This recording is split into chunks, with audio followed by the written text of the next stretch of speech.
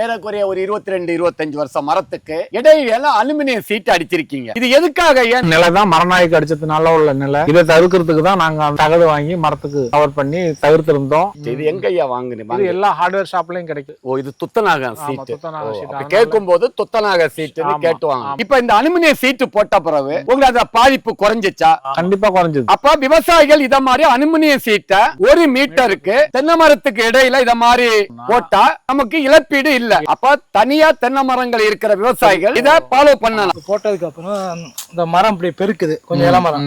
இப்ப மரம் அப்படி இறுக்கி அது பெருக்கும் போது அட்ஜஸ்ட் பண்ணி கம்பி தான் நம்ம கொடுத்து கட்டி இருக்கோம்.